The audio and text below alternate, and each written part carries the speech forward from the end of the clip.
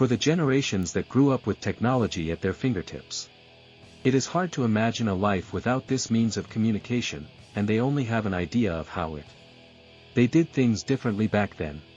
On the other hand, those who lived in an era where accessing certain information or communicating from a distance was more difficult, they nostalgically remember how mail used to have a very important value. Getting records of bands from other countries was also complicated, especially if they were groups emerging. However, this means of communication allowed the exchange of music between metal fans. Underground in the 80s and 90s, which had a great interest in knowing what type of music was in different parts of the world. One of them was the renowned guitarist of the band, Mayhem, Euronymous'S, known by his pseudonym Uranomous. The members from Mexico were looking for a characteristic, raw, and dark sound, influenced by groups like Venom, Sodom, Bathory, Gel Hammer, and Celtic. So they started to shape a musical proposal with a primitive sound. Besides, they showed a great interest in getting to know extreme metal bands from all over the world that could contribute something to their music. The typewriter was a very important tool for Uranomous at that time, since in addition to using it to create the track lists that accompanied the first Mayhem demos, he also used it to write letters that would be addressed to people from all over. From owners of independent record labels, musicians, record stores, even some fans who wanted to interview them via email. Thanks to this exchange of letters, he was able to establish contacts in countries like the United States, Hungary, Sweden, Germany, Panama, Brazil, Chile, Argentina, Uruguay, Colombia, among others, and the vision he had for his store and record label was very interesting. In addition to showing his music to some influential people in the scene from other countries, he also wrote to them to talk about business that generally consisted of the exchange of T-shirts and demos of Mayhem for some of the other important bands for the underground scene of each country. One of the main objectives of his record label and store was to create a kind of a network formed by independent labels in order to avoid the big labels at all costs. Record labels that kept the money generated from the work of the bands. His idea, besides, was to establish an alliance with music stores and specialized metal magazines, underground, which would allow them to do the distribution, promotion, and marketing of the music independently. Inside the demo Dead Crush, they included a note with their contact information. This in order to know where in the world they listened to his music and thus be able to contact them. It was a kind of strategy for his network of contacts to grow worldwide. Contacts that over time became friends and partners via email. He showed great interest in preserving the data of the people who wrote to him, since it seems that finding interested people in some cities of countries like the United States was very complicated, so every contact was very valuable, as they could connect him with more people who would probably be interested in his music. The stamps he used turned out to be expensive due to the number of letters he wrote. So he asked them to send back the used stamps to reuse them and thus avoid more expenses. He addressed with great respect and interest to those people he wrote to, and it shows that he invested most of their time writing these texts that sometimes had the letterhead with the logo of Beijing, showing that he took this work very seriously.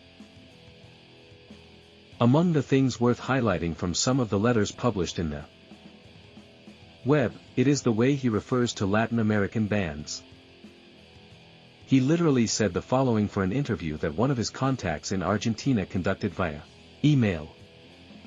First of all, I believe that most South American bands are very powerful and extreme.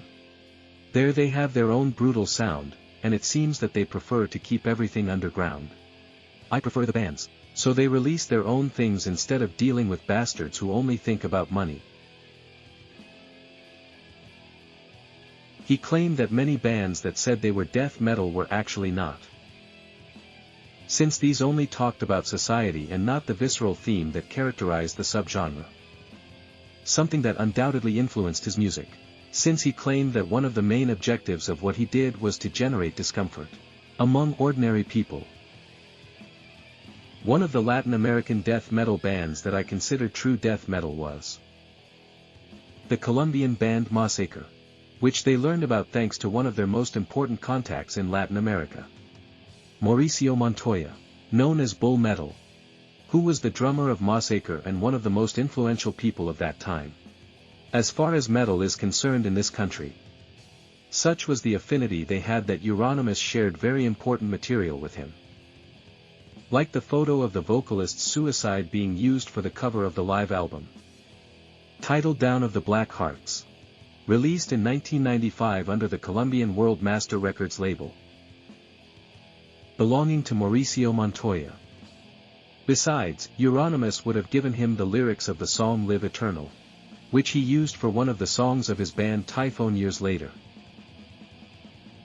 Another important contact was the Argentine Alfredo Andrade, known as Pocho Metallica, with whom he exchanged letters and showed his interest in knowing Argentine metal bands.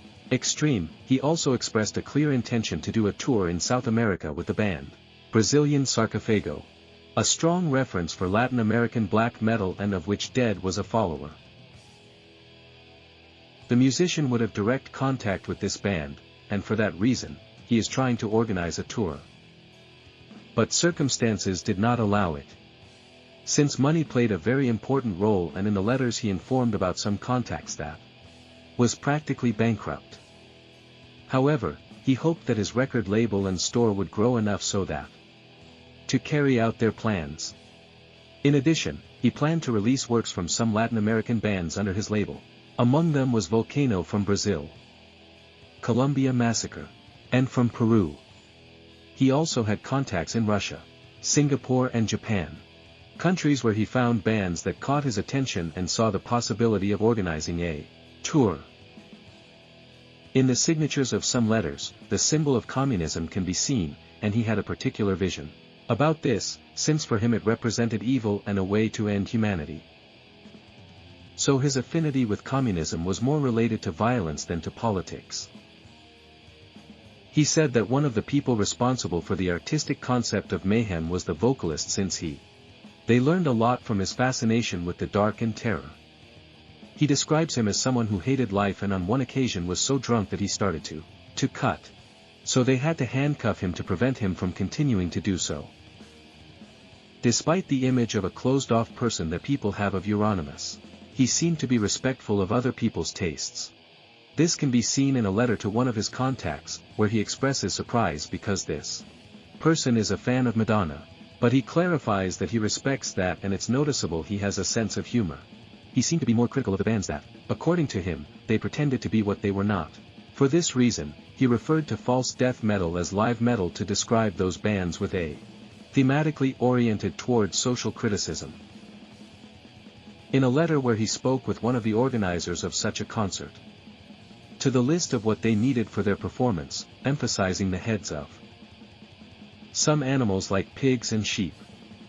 He also explains what kind of amplifiers and batteries they required for their show. At the end of the letter, as an additional note, he asks not to give beer to the drummer, the hammer, since on occasions he would get drunk and play poorly. Therefore, he asked them to ignore any request for alcohol that the musician made hours before the concert. There are many myths about Euronymous'S on the internet, and it is not known how much of what is said is true.